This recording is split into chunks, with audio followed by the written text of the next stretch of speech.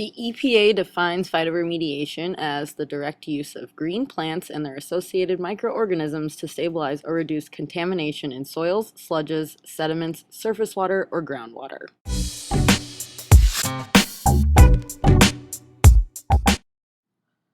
It's safe to begin the explanation of phytoremediation with us, humans. We are the ones that are producing the majority of the toxins that need to be remediated from the soil. If left alone, the land that we require becomes useless. Then, there is a plant that begins to establish. Let's just say it's a hybrid poplar tree. Poplars are the plant of species of choice for phytoremediation due to the recent findings suggesting that they can take up and degrade organic contaminants and certain heavy metals.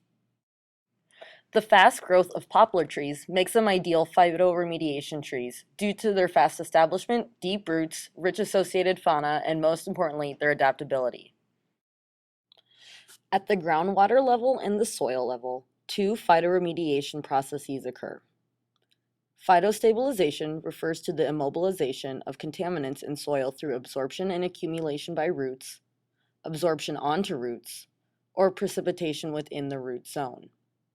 The plant and its roots also prevent contaminant migration via wind and water erosion, leaching, and soil dispersion.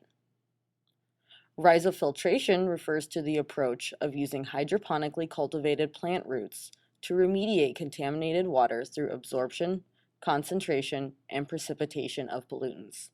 It also filters through water and dirt. Phytoaccumulation is the process where plant roots uptake metal contaminants from the soil and translocate them to their above soil tissues. Once the plants have grown and absorbed the metal pollutants, they are harvested and disposed of safely. This process is repeated several times to reduce contamination to acceptable levels. Phytovolatilization is the process where plants uptake contaminants, which are water soluble, and release them into the atmosphere as they transpire the water. The contaminant may become modified along the way as the water travels along the plant's vascular system, from the roots to the leaves. The contaminants then evaporate or volatilize into the air surrounding the plant. And there you have the four main components of phytoremediation.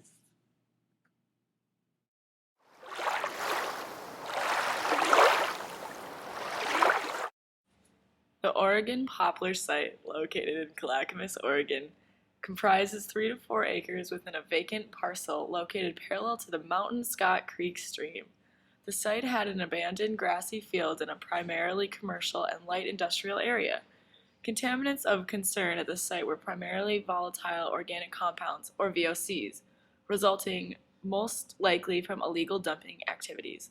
The groundwater beneath the site is shallow, 2 to 10 feet below the ground surface, locally confined, and in hydraulic contact with the Mountain Scott Creek stream. These characteristics, along with low concentration of contaminants and little to no risk to human health, make the site a good candidate for phytoremediation. Hybrid poplar trees were planted on site in 1998 to remediate the groundwater contaminated with VOCs. By July 30th, 2002, the trees had not only survived but shown considerable growth. 4 of the larger trees were selected as the focus of sampling because their roots were most likely to be in contact with the contaminated groundwater. Although the water and soil samples proved inconclusive, tissue samples taken from the 4 trees indicated that the trees were actively removing VOCs from the groundwater and soil.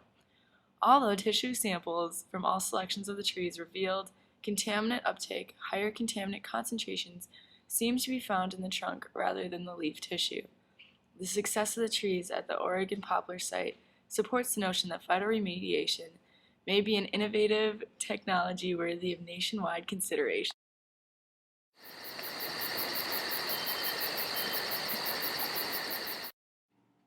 Besides poplar trees, there are many other plants that can be used for phytoremediation projects. Some examples include alfalfa,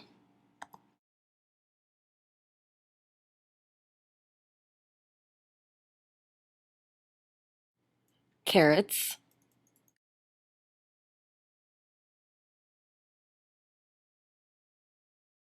fescue,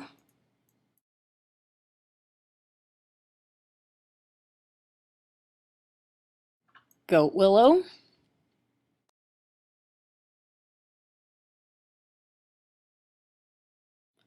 Indian mustard,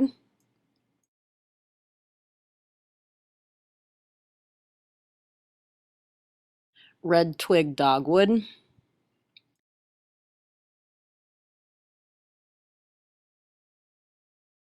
and sunflowers.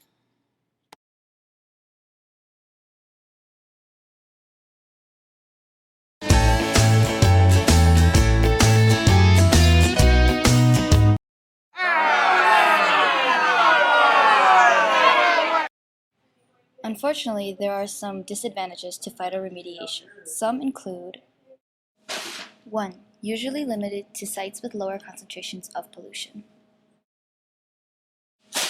2. The effectiveness is dependent upon the depth of the plant's root. 3. It is dependent on the plant's tolerance to the contaminant. 4. Contaminants may be released back into the environment through natural plant life and death cycles, or by burning the contaminant-filled plant.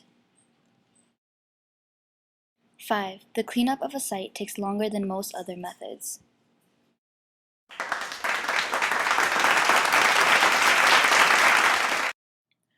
Besides a couple disadvantages, there are great advantages to phytoremediation. Some include 1. It is cheaper than most other treatments, for example, excavation. 2. It is less destructive to the environment than other treatments. 3. The risk of further contamination is reduced. 4. Plants may treat more than one pollutant at once. And 5. And most importantly, it's aesthetically pleasing.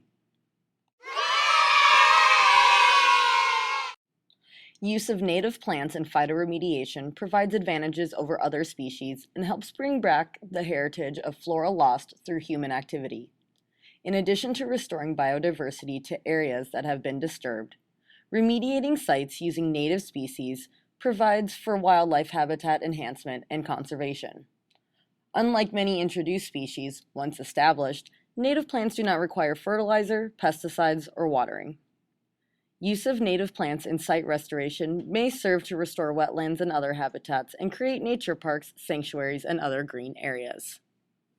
So, simply put, instead of relying on conventional methods that can be environmentally disruptive, financially costly, and energy intensive, phytoremediation simply capitalizes upon basic plant biological processes and the constant natural flow of elements from soil to roots as food. And luckily for us, many plants aren't particular about whether these elements are found naturally occurring in soil or added by humans.